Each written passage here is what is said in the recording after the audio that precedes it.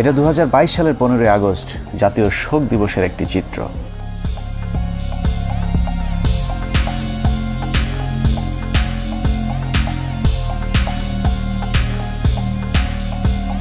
শোকে মুহ্যমান জাতির শোককে শক্তিতে রূপান্তর করে তার প্রদর্শনও দেখিয়েছে বিভিন্ন জায়গায়। খিচুড়ি নিয়ে মারামারি সহ 15 আগস্ট উপলক্ষে তোলা চাঁদাবাজির টাকা নিয়েও কামড়াকামড়ি করেছে শেখ মুজিবের আদর্শিক পুতরেরা।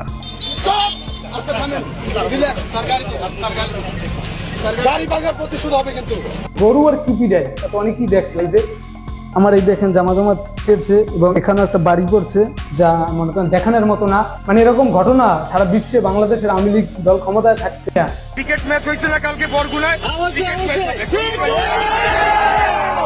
ছাত্রলীগ আসছে, এদেরকে আমরা গোনাই ধরি না। এরকম বিচ্ছিন্ন কিছু ঘটনা বাদ দিলে সারা দেশে আনন্দ ঘন পরিবেশে প্রায় 4500 গরু জবাই করে উদযাপিত হয়েছে শোকের নামে জাতীয় সুখ দিবস। সারাদিন আনন্দ উল্লাস শেষে আওয়ামী নেতারা রাতে মদ বা মাদক সেবনের মাধ্যমে শেখ মুজিবের আত্মার শান্তি কামনাও করেছেন বিভিন্ন জায়গায়। সেই সাথে শেখ মুজিবকে জাহান্নামের সর্বোচ্চ জায়গায় রাখার জন্য মহান রাব্বুল আলামিনের কাছে ফরিয়াদ জানিয়েছেন শেখ মুজিবের উম্মতেরা। বঙ্গবন্ধুকে আল্লাহ যেন জাহান্নামের ভালো জায়গায় স্থান করে দেয়, আল্লাহ যেন তাদের মুনাজাত কবুল করেন। আশেকানদের এরূপ ভালোবাসায় পীর সাহেবের বাস কোন দিক দিয়ে কয়টা ঢুকছে সেটা একটু অনুমান করতে থাকুন। আমরা ততক্ষণে একটু 1975 থেকে ঘুরে আসি। এটা 1975 সালের 15 আগস্ট। বিদেশি সংবাদ মাধ্যমগুলো বলছে, পরিবেশ দেখে মনে হচ্ছে এই শহরে যেন তেমন কিছুই ঘটেনি। And this is how Dhaka looks today. The same tanks on the streets, soldiers still on guard, and yet it is almost as if nothing had happened. কিন্তু আজকের পরিস্থিতি সম্পূর্ণই ভিন্ন। শেখ মুজিবের নাম ধরে কথা বলাও যেন এখন মহা অপরাধ। কিন্তু সেদিন গোলাবারুদ ছাড়া কামান নিয়ে কর্নেল ফারুক শেখ মুজিবের গোষ্ঠী শুদ্ধ রফা দফা করে দিলেও শেখ মুজিবের এত ভালোবাসার মানুষেরা একজন এগিয়ে আসেনি। কেউ কোনো পদক্ষেপ নিল না। ওই লাশ পড়ে থাকলো 32 নম্বরে। ধরে নিলাম অবস্থা ভয়াবহ খারাপ ছিল, কিন্তু কখনো কি চিন্তা করে দেখেছেন যে দেশে সালমান শাহের মতো একজন চিত্রনায়ক মারা যাবার পর শোকে 7-7 মানুষ আত্মহত্যা করতে পারে, সেই দেশে এমন একজন মুজিব প্রেমীও কি ছিল না, যিনি কিনা মুজিবের ভালোবাসায় অন্তত আত্মহত্যা করতে পারত? আসলে শেখ মুজিবের প্রতি এখনকার আলগা প্রীতি আর তখনকার পরিস্থিতি ছিল সম্পূর্ণ ভিন্ন রকম। একটি মানুষ ছিল না সাহস করে এগিয়ে আসার, একটি মানুষ ছিল না প্রতিবাদ করার। 15 আগস্ট থেকে 16 আগস্ট ওই লাশ পড়েছিল। কেন কেউ এগিয়ে আসেনি সেটাই আজকের অনুসন্ধানের মূল বিষয়। আজকে যারা শেখ হাসিনাকে দেখছেন তাদের অনেকেরই ধারণা শেখ হাসিনা খারাপ হলেও মুজিব খুবই ভালো মানুষ ছিলেন, কিন্তু বাস্তবে শেখ হাসিনা তার পিতার ডুপ্লিকেট কার্বন কপি। দুজনেই পেছনে তেল নিতে পছন্দ করতেন, কিন্তু সমালোচনা সহ্য করতেন না।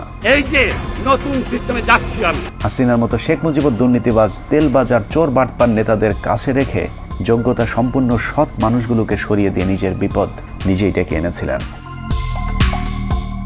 মেজর ডালিম বলছি, শেখ মুজিব ও তার খুনি দুর্নীতিবাজ সরকারকে উৎখাত করা হইয়াছে। এ বিষয়ে সংবিধান, সাংবিধানিক আইন ও রাজনীতি বাংলাদেশ প্রসঙ্গ বইয়ের 52 নম্বর পৃষ্ঠায় বলা হয়েছে, স্বাধীনতা পূর্ব মুজিব আর প্রধানমন্ত্রী হিসাবে মুজিবের মধ্যে রয়েছে আকাশ পাতাল পার্থক্য। বঙ্গবন্ধু হিসাবে মুজিব ছিলেন চমৎকার, কিন্তু প্রধানমন্ত্রী হিসাবে অত্যন্ত দুর্বল। সেই সরকার অনেক ভুল করেছে এবং সেটা আমাদের অর্থনীতিতে ভীষণভাবে আঘাত করে। বইটির 161 নম্বর পৃষ্ঠায় বলা হয়েছে, মুজিব সারা জীবন গণতন্ত্রের জন্য সংগ্রাম করেছেন, কিন্তু ক্ষমতায় যাবার পর তিনি গণতন্ত্রকে প্রাতিষ্ঠানিক রূপ দিতে চাননি। এভাবে স্বাধীনতা পূর্ব বঙ্গবন্ধু আর স্বাধীনতা পরবর্তী স্বৈরাচার মুজিবের মাঝে বিস্তর ফারাক দেখা যায়। The Awami League cadres were armed and the opposition political movement were harassed. Sheikh Mujib প্রসঙ্গে সেক্টর কমান্ডার মেজর জলিল তার অরক্ষিত স্বাধীনতায় পরাধীনতা বইয়ের 35 নম্বর পৃষ্ঠায় লিখেছেন, মুক্তিযুদ্ধের জনক হিসেবে পরিচিত মুজিব মুক্তিযুদ্ধের চেতনায় পুরোপুরি বিশ্বাসী ছিলেন না বলেই মুক্তিযুদ্ধের পর তার মধ্যে পরিলক্ষিত হয় মারাত্মক দ্বন্দ্ব আর অস্থিরতা, যে কারণে তিনি কখনো রাষ্ট্রপতি আবার কখনো প্রধানমন্ত্রী হয়েছেন। মুক্তিযুদ্ধ শেষ হবার পর দেশে ফিরেই শেখ মুজিবের মাথায় কিভাবে ক্ষমতাকে কুক্ষিগত করা যায় সেই চিন্তায় ঘুরপাক খাচ্ছিল, যে কারণে মুজিবনগর সরকারের সিদ্ধান্ত অনুযায়ী শেখ মুজিব রাষ্ট্রপতি। তবে তার অনুপস্থিতিতে সৈয়দ নজরুল ইসলামকে সরিয়ে তার রাষ্ট্রপতি হবার কথা, কিন্তু শেখ মুজিব রাষ্ট্রপতি না হয়ে প্রধানমন্ত্রী হতে চাইলেন, কারণ প্রধানমন্ত্রীর ক্ষমতা রাষ্ট্রপতির চাইতেও বেশি। 10 জানুয়ারি ভারত থেকে ফিরে ঢাকা বিমানবন্দর থেকে ট্রাকে করে রেসকোর্স ময়দানে যাওয়ার পথেই মুজিবুর রহমান তাজউদ্দিনের কানে কানে বললেন, তাজউদ্দিন, আমি কিন্তু প্রধানমন্ত্রী হব। যে তথ্যটি তাজউদ্দিন আহমেদের মেয়ে শারমিন আহমেদ তার লেখা তাজউদ্দিন আহমেদ নেতা ও পিতা বইতে উল্লেখ করেছেন। যেই কথা সেই কাজ। মুজিবনগর সরকারের অস্থায়ী সংবিধান বাতিল করে 11 তারিখে নতুন সংবিধান আদেশ জারির পর 12 তারিখে তাজউদ্দিনকে সরিয়ে প্রধানমন্ত্রীর চেয়ারে বসেন শেখ মুজিব। তার ঠিক 10 দিন পর 22শে জানুয়ারি রাষ্ট্রপতির পদ থেকে সৈয়দ নজরুল ইসলামকে সরিয়ে মুজিবের পছন্দের মানুষ বিচারপতি আবু সাইদ চৌধুরী ও পরে মোহাম্মদ উল্লাহকে রাষ্ট্রপতির পদে বসান। তবে দুজন রাষ্ট্রপতির সাথে মুজিব চাকরের মতো আচরণ করতেন। সংবিধান, সাংবিধানিক আইন ও রাজনীতি বাংলাদেশ প্রসঙ্গ বইয়ের 47 নম্বর পৃষ্ঠায় বলা হয়েছে, 72 থেকে 75 শেখ মুজিব প্রধানমন্ত্রী থাকাকালীন দুজন রাষ্ট্রপতির একজনকেও তিনি পাত্তা দিতেন না। মুজিবের অগণতান্ত্রিক ও অসাংবিধানিক কাজের বিরুদ্ধে কথা বলার সাহস ছিল না তাদের। একই পৃষ্ঠায় বলা হয়েছে, মুজিব আর ক্যাবিনেট সদস্যদের সম্পর্ক ছিল প্রভু আর ভৃত্যের মতো। ক্ষমতা পেয়ে বদলে যাওয়া মুজিবের এক না এক তন্ত্রের বিরুদ্ধে যে যখন প্রতিবাদ করেছে তাকেই তিনি তখন শায়েস্তা করেছেন। স্বাধীনতার দলিলপত্রের প্রথম খণ্ডে শেখ মুজিবের মাস্তানির এক ভয়ঙ্কর বর্ণনা তুলে ধরা হয়েছে, যেখানে বলা হয়েছে 1972 সালের 11 এপ্রিল কে ওবায়দুর রহমান সংসদে বলেন, এ পরিষদ যদি সার্বভৌম না হয় তাহলে মন্ত্রিসভার ক্ষমতার উৎস কোথায়? মাননীয় স্পিকার, আমার দাবি অবিলম্বে এই গণপরিষদকে স্বাধীন বাংলাদেশের পার্লামেন্ট হিসেবে ঘোষণা করা হোক। এ কথা বলার সময় তাকে বারবার থামিয়ে দিচ্ছিলেন মুজিবের তেলবাজ স্পিকার আব্দুল মালেক উকিল।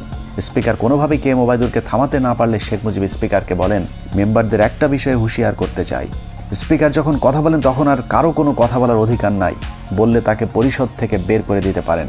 অথচ সংসদের ভেতরে স্পিকারকে প্রধানমন্ত্রীর এ ধরনের আদেশ নির্দেশ সম্পূর্ণভাবে বেআইনি। শেখ মুজিবের স্বৈরতন্ত্রের বিরুদ্ধে আরও অনেকেই কথা বলা শুরু করলে বিক্ষুব্ধ গণপরিষদ সদস্যদের শায়েস্তা করবার জন্য শেখ মুজিব ভয়ঙ্কর এক অদ্ভুত আইন তৈরি করেন, যার নাম গণপরিষদ সদস্য পদ বাতিল আদেশ। জনগণের দ্বারা নির্বাচিত প্রতিনিধিদের বিরুদ্ধে এ ধরনের আইন আজও পর্যন্ত পৃথিবীতে বিরল। এই আইনের মাধ্যমে শেখ মুজিব যখন যাকে ইচ্ছে হয়েছে গণপরিষদ সদস্যের পদ থেকে বহিষ্কার করেছেন। আইনটি পাশের মাত্র 3 মাসের মধ্যে 46 জন এমপিকে বরখাস্ত করেন একনায়ক মুজিব। একের পর এক শেখ মুজিবের স্বৈরতান্ত্রিক আইন পাশের বিরুদ্ধে তৎকালীন তরুণ parliament member barrister Amirul Islam Sheikh মুজিবকে বলেন, আপনি একা এ ধরনের আইন তৈরি করতে পারেন না। কোনো আইন তৈরি করতে হলে অবশ্যই আইন পরিষদের অনুমতি নিতে হবে। এতে ক্ষিপ্ত হয়ে মুজিব আমিরুল ইসলামকে বলেন, তুমি একজন অদক্ষ যুবক, তুমি দেশ পরিচালনার কি জ্ঞান রাখো? একই পৃষ্ঠায় বলা হয়েছে, মুজিব জরুরি অবস্থার ভয় দেখিয়ে বলেন, আমি চাইলে 3 বছরের জন্য কোনো কথা হবে না, কোনো সমালোচনা সহ্য করা হবে না, কোনো গণতন্ত্র চলবে না। যে কারণে বইটির 161 নম্বর পৃষ্ঠায় শেখ মুজিবকে মাতাল মদখোর ড্রাইভারের সাথে তুলনা করা হয়েছে। বিখ্যাত ইতিহাসবিদ ব্যারিস্টার আব্দুল হালিম তার বইতে লিখেছেন, মুজিব ছিল প্রাতিষ্ঠানিক শিক্ষাহীন নেতা, গণতন্ত্রে অশিক্ষিত মূর্খ নেতা হলো মাতাল ড্রাইভারের মতো। শেখ মুজিবের করুণ পরিণতির জন্য যে আইনটি নিয়ামক হিসাবে ভূমিকা পালন করেছে তা হলো রক্ষী বাহিনী অ্যাক্ট। 1972 সালের 8 ফেব্রুয়ারি ভয়ঙ্কর জাতীয় রক্ষী বাহিনী আইন পাশের মাধ্যমেই সেনাবাহিনীকে খেপিয়ে তুলেছিলেন Mujib. State apparatus and physical force. So Rakhi Bahini was launched. The Awami League cadres were armed, and the opposition political movement were harassed. সেনাবাহিনী যেন তাকে কখনো ক্ষমতা থেকে সরাতে না পারে, সেজন্যই মূলত তিনি সেনাবাহিনীর আদলে এই বাহিনী গড়ে তোলেন, যা পৃথিবীর ইতিহাসে আজ পর্যন্ত কোনো রাষ্ট্রপ্রধান করেননি। এ প্রসঙ্গে শেখ মুজিবের রাজনৈতিক সহচর মিজানুর রহমান চৌধুরী লিখেছেন, রক্ষী বাহিনীর তত্ত্বাবধানের দায়িত্ব ছিল শেখ মুজিবের রাজনৈতিক সচিব তোফায়েলের উপর, যে কারণে রক্ষী বাহিনীর পোশাক সহ যে কোনো সুযোগ সুবিধা খুব দ্রুত শেখ মুজিবের কাছ থেকে অনুমোদন করানো যেত। কিন্তু সেনাবাহিনীর ক্ষেত্রে তা ছিল সীমিত। সামরিক বাহিনীর প্যাটার্নে রক্ষী বাহিনী গঠন হলেও তাদের কর্তব্য পালনে কিংবা ক্ষমতা প্রয়োগের উৎস হিসেবে সংসদের কোনো আইন ছিল না। এক পর্যায়ে রক্ষী বাহিনীকে আইন শৃঙ্খলা রক্ষায় পুলিশের মতো দায়িত্ব দেওয়া হয়, বিশেষ করে জাসদ কিংবা চীনপন্থীদের অর্থাৎ ভারত বিরোধীদের দমন করার জন্য নামানো হয়। কিন্তু এ কাজে গিয়ে তারা যে বাড়াবাড়ি করে তাতে জনগণের কাছে আতঙ্কের এক মূর্ত প্রতীক হয়ে দাঁড়িয়েছিল রক্ষী বাহিনী। পাশাপাশি সেনাবাহিনীরও হিংসার পাত্র হয়ে দাঁড়ায়। কেউ কেউ এমন কথাও বলেছে যে এর চেয়ে পাকিস্তান আমলই তো ভালো ছিল। মুজিব ক্ষমতায় টিকে থাকার জন্য হাজার হাজার রাজনৈতিক কর্মীকে হত্যা করে, জাসদের 10,000 কর্মীকে জেলে রাখে, মোশাররফ হোসেনকে হত্যা করে, সিরাজ শিকদারকে হত্যা করে। সশস্ত্র রক্ষী বাহিনীর এসব সন্ত্রাসী কার্যকলাপকে প্রতিহত করতেই সশস্ত্র জাসদ গণবাহিনী প্রতিষ্ঠা অনিবার্য হয়ে পড়েছিল। শতভাগ মুক্তিযোদ্ধাদেরকে নিয়ে গঠিত রক্ষী বাহিনীর অত্যাচারের কারণে ওই সময় ব্যাপক জনপ্রিয় হয়েছিল শতভাগ মুক্তিযোদ্ধাদের নিয়ে গঠিত দল জাসদ, যার ফলে 1973 সালে নির্বাচনে আওয়ামী লীগের প্রধান প্রতিদ্বন্দ্বী হয়ে দাঁড়ায় জাসদ নামক নতুন ওই রাজনৈতিক দলটি। মানুষের সিভিল রাইট এবং মানুষের ফান্ডামেন্টাল রাইটস এগুলি কাঠিল করে দিয়ে মুজিব ক্ষমতা থাকার চেষ্টা করে। শেখ মুজিবের দুঃশাসন আর সন্ত্রাসী রক্ষী বাহিনী নির্যাতনে অতিষ্ঠ হয়ে 1973 সালে নির্বাচনে জাসদকেই ভোট দিয়েছিল মানুষ, কিন্তু শেখ মুজিব স্বাধীন বাংলাদেশের প্রথম নির্বাচনে ভোট ডাকাতি করে জাসদের জয় ছিনিয়ে নেয়। সংবিধান, সাংবিধানিক আইন ও রাজনীতি বাংলাদেশ প্রসঙ্গ বইয়ের 51 পৃষ্ঠায় শেখ মুজিবের ভোট চুরির এক অকল্পনীয় বর্ণনা দেওয়া হয়েছে, যেখানে বলা হয়েছে 1973 সালে নির্বাচনে ভোট গ্রহণ শেষে যখন বেতার টিভিতে ফল ঘোষণা হচ্ছিল, তখন আওয়ামী লীগ যখন দেখল তাদের প্রথম সারির কয়েকজন নেতাই পরাজিত হয়েছে, তখন তাদের মধ্যে আতঙ্ক কাজ করেছিল, যে কারণেই তারা মিডিয়া কুয়ের আশ্রয় নেয়। কেন্দ্রীয় প্রচার কমিটিকে বাদ দিয়ে গণভবনের কন্ট্রোল রুমে ফলাফল প্রচারের দায়িত্ব নিয়ে ভোট গণনা বন্ধ করে দেওয়া হয়। আওয়ামী লীগের কতিপয় নেতাকে জোর করে জেতানোর জন্য কয়েকটি কেন্দ্রে হেলিকপ্টার পাঠিয়ে সেখানকার ব্যালট বাক্স ছিনিয়ে এনে নতুন ব্যালট রেখে আসা হয় ভোট কেন্দ্রগুলোতে। সর্ববৃহৎ ভোট পেয়ে আমার বাবা পুরো বাংলাদেশের মধ্যে সর্ববৃহৎ ভোট পেয়ে এমপি হয়েছিল এবং বিবিসি থেকে ডিক্লেয়ার দিয়েছিল। কিন্তু শেখ মুজিব উঠে সহ্য করতে না পারে আমার বাবার বিরুদ্ধে যে দাঁড়াছিল এম সিদ্দিক, ও মাত্র 10,000 ভোট পাইছিল, আমার বাবা পেয়েছিল 90,000 ভোট। তারপরে ওকে ডিক্লেয়ার দিছে, আমার বাবাকে বল প্রয়োগ করে এবং ঘেরাও, ও আমার বাবাকে বাড়ির মধ্যে ঘেরাও রেখে এই কাজটা করা হয়েছিল। ভোট ডাকাতির মতো 1973 সালে নির্বাচনে শেখ মুজিবই প্রথম বিরোধী প্রার্থীকে গুম করার নজিরও স্থাপন করেন। 73 নির্বাচনে শেখ মুজিব 4টি আসনে মনোনয়ন জমা দেন। এর মধ্যে ভোলার জাসদ নেতা ডাক্তার আজহারউদ্দিন ছিলেন শেখ মুজিবের শক্তিশালী প্রতিদ্বন্দ্বী, যে কারণে মুজিব তাকে মনোনয়নপত্র জমার দিনই অপহরণ করে ওই আসনে বিনা প্রতিদ্বন্দ্বিতায় জয়লাভ করেন।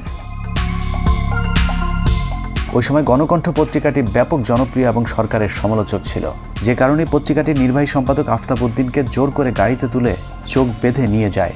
তাদের বিরুদ্ধে কোনো কথা পত্রিকায় লেখা যাবে না শর্তে রাত 9টার দিকে তাকে ছেড়ে দেওয়া হয়, যে তথ্যটি জাসদের উত্থান পতন অস্থির সময় রাজনীতি বইয়ের 98 পৃষ্ঠায় উল্লেখ করা হয়েছে। জাতীয় নির্বাচনের মতো সব নির্বাচনেই ভোট চুরিতে জড়িত ছিল মুজিব ও তার পরিবার।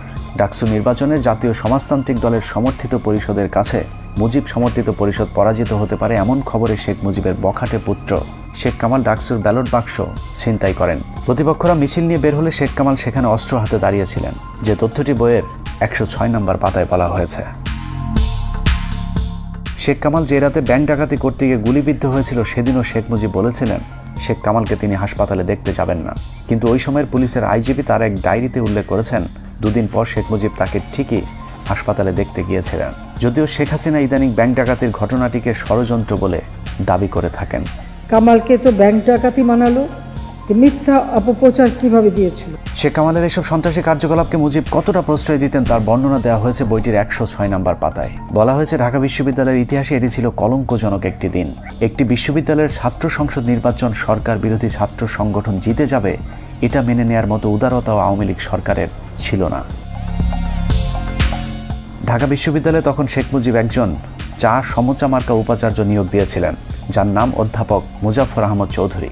তার কাছে সাধারণ ছাত্ররা ভোট ডাকাতির বিষয়টির বিচার নিয়ে গেলে তিনি কোনো ব্যবস্থা নিতে অপারগতা জানান। এর পুরস্কার হিসেবে কিছুদিনের মধ্যে মুজাফফরকে শেখ মুজিব টেকনোক্রেট মন্ত্রী হিসেবে শিক্ষা মন্ত্রণালয়ের দায়িত্ব দিয়েছিলেন। মুখে বড় বড় কথা বলার ভেতরে দুর্নীতিবাজদেরকে প্রশ্রয় দেয়া, এটাই ছিল শেখ মুজিব। এভাবেই ভোট চুরির মাধ্যমে ক্ষমতায় আসার পর আওয়ামী এমপিরা লাগামহীন দুর্নীতির মাধ্যমে দেশকে দুর্ভিক্ষের দিকে ঠেলে দেয়, যে কারণে 1974 সালে দেশে ভয়াবহ দুর্ভিক্ষ দেখা দেয়। তবে আওয়ামী লীগের লোকেরা তখনও ঠিক এখনকার মন্ত্রীদের মতো বেহেশতে ছিলেন। বাস্তবে দোজকে থাকা মানুষদেরকে তখনও বেহেশতে আসি বলতে বাধ্য করা হতো। দুর্ভিক্ষ নিয়ে সরকারের সমালোচনা করলেই চলতো তার উপর নির্যাতন। ভাত দে হারামজাদা, তা না হলে মানচিত্র খাবো। আলোচিত কবি রফিক আজাদ শেখ মুজিবকে উদ্দেশ্য করে ভাত দে হারামজাদা কবিতাটি পাঠ করলে তাকে জেলে পাঠিয়ে দেন শেখ মুজিব। ইংল্যান্ডের লোক কষ্টে আছে, অন্যান্য দেশের তুলনা করলে আমরা পাকিস্তানের 37%, আমরা তো সুখে আছি, বেহেশতে আছি বলতে হবে। বর্তমানের হাসিনা সরকারের মতোই মুজিব সরকার দেশের দুর্ভিক্ষ নিয়ে মশকরা করতেন। বিদেশি একজন সাংবাদিক মুজিবকে প্রশ্ন করেছিলেন মানুষ খাবার পাচ্ছেন না। জবাবে মুজিব বলেন এই সবই গুজব, আমরা ফ্রিতে মানুষকে খাবার দিচ্ছি বলেই মাত্র 27,000 মানুষ মারা গিয়েছে, তা না হলে কয়েক মিলিয়ন মানুষ মারা যেতে পারত। it seems that many people, perhaps tens of thousands of people, are simply not getting food in this country. It's not correct. Then people, 27,000 people could not even die. 27,000 মানুষ মারা যাওয়াকে শেখ মুজিব কিছুই মনে করেননি, যে কারণে 1974 সালের দুর্ভিক্ষের পর সারা দেশের মানুষ মুজিব সরকারের বিরুদ্ধে ক্ষোভে ফুঁসে উঠেছিল। শেখ মুজিব তখন বুঝতে পেরেছিলেন দেশে গণতন্ত্র থাকলে বেশি দিন আর ক্ষমতায় থাকা যাবে না, যে কারণে তিনি বলেছিলেন আমাদের যে অবস্থা, আগামী নির্বাচনে আমরা 25-30টির বেশি আসন পাব না, তখন স্বাধীনতা বিরোধীরা আমাদেরকে কচু কাটা করবে। এই উপলব্ধি থেকে শেখ মুজিব জোর করে ক্ষমতায় থাকতে বাকশাল গঠনের পরিকল্পনা হাতে নেন। আজীবন ক্ষমতায় থাকার এরকম অগণতান্ত্রিক পরিকল্পনার সাথে আওয়ামী লীগ নেতারাও এক হতে পারেননি, কিন্তু যারাই বাকশালের বিরোধিতা করেছিল তাদের অবস্থা কতটা দুর্বিষহ হয়েছিল তা ওই সময়ের বিভিন্ন রাজনীতিবিদদের বক্তব্যে উঠে এসেছে। Mujib Saab went for Bakshal, which means one leader, one party, one country. Mizanur Rahman Chowdhury তার রাজনীতির 3 কাল বইতে লিখেছেন 1975 সালের 21শে জানুয়ারি সংসদীয় দলের শেষ বৈঠকে শেখ মুজিব বাকশালের পক্ষে কে কে আছে তা জানতে চেয়ে সবাইকে হাত তুলতে বলেন। বেশিরভাগ ভয়ে হাত তুলল মিজানুর রহমান চৌধুরী হাত না তুলে বক্তব্য দেওয়ার জন্য উঠে দাঁড়ালে শেখ মুজিব তাকে উচ্চ স্বরে ধমক দিয়ে বলেন, তুই বস, তুই বস। মিজানুর রহমান বসে পড়ার পর তাকে হাত তুলতে বললেও তিনি মুজিবের কথা শোনেননি। এরপর সংসদ থেকে বেরিয়ে বাসায় গিয়ে জানতে পারেন শেখ মুজিব স্বরাষ্ট্রমন্ত্রী মনসুর আহমেদকে নির্দেশ দিয়েছেন মিজানুর রহমানকে কিছুদিন জেলে আটকে রেখে তার মাথা ঠান্ডা করবার জন্য। বাকশালের মাধ্যমে শেখ মুজিবের শেষ পরিণতি ঘটবে এটা সবার আগে বুঝেছিলেন তাজউদ্দিন আহমেদ। তিনি মুজিবকে বলেছিলেন, মুজিব ভাই, এজন্যই কি আমরা 24 বছর সংগ্রাম করেছিলাম? দেশ যেভাবে চলছে আপনি থাকবেন না, আমরাও থাকবো না। এদেশ চলে যাবে রাজাকার আল বদরদের হাতে। ব্যারিস্টার মইনুল পরিকল্পনা করেছিলেন অন্তত 25 জন এমপিকে যদি গোপনে বাকশালের বিরুদ্ধে দাঁড় করানো যায় তাহলে 4র্থ সংশোধনী পাশ করতে পারবে না। এই পরিকল্পনা শেখ মুজিব জেনে যাবার পর সংসদে ঘোষণা দেন বাকশালের বিরুদ্ধে কোনো এমপি বিরোধিতা করলে তাদেরকে জবাই করে টুকরো টুকরো করে কুকুর দিয়ে খাওয়ানো হবে। এভাবে ক্ষমতার লোভে সংসদ, সংবিধান, আইন, বিচার, শাসন সবকিছুকেই কুক্ষিগত করে দেশকে এক নরকে পরিণত করেছিল শেখ মুজিব। অনেকে একটি যৌক্তিক প্রশ্ন করে থাকেন, শেখ মুজিব যদি ভালো না হবে তাহলে পাকিস্তানিরা তাকে এতদিন জেলে কেন রেখেছিলেন? লম্বা সময় জেল খাটলে যদি কেউ জাতির পিতা হয়ে যায় তাহলে পিচ্চি হান্নান কাইল্লা মজিদ কিংবা সুইডেন আসলামকেও আওয়ামী লীগের বাপ ডাকা উচিত।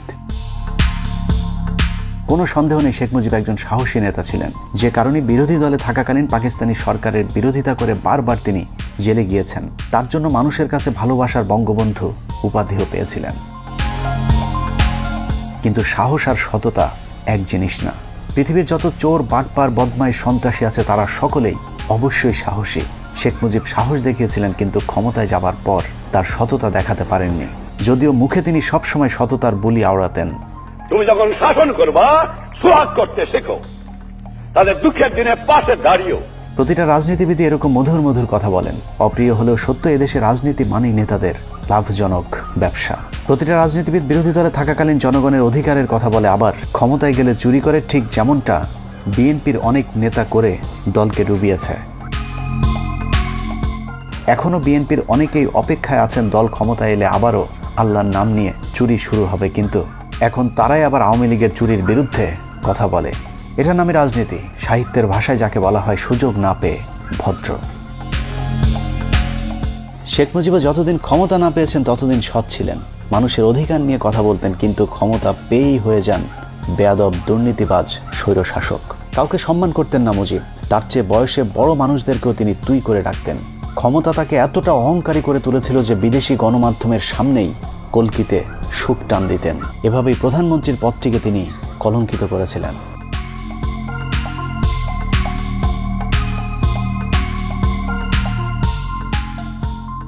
এসব কারণে মুজিবের মৃত্যুতে কেউ এগিয়ে আসেনি। সারা দেশের মানুষ মিষ্টি বিতরণ করে খেয়েছিল। ঢাকা শহরের কোনো দোকানে সেদিন মিষ্টি খুঁজে পাওয়া যায়নি। একটি মানুষ ছিল না প্রতিবাদ করার? কেন করতে পারেনি? এত বড় সংগঠন, এত সমর্থক, এত লোক, কেউ তো একটা কথা বলার সাহস পায়নি। খোদ আওয়ামী নেতারাও তার লাশ দেখতে যাননি। এতদিন মুজিবের চামচামো করা স্পিকার আব্দুল মালেক উকিল বলেছিলেন জাতি ফেরাউনের কবল থেকে মুক্তি পেল। মুজিবের কাছের সহচর আতাউর রহমান খান 15 আগস্টকে নাজাত দিবস ঘোষণা করেছিলেন।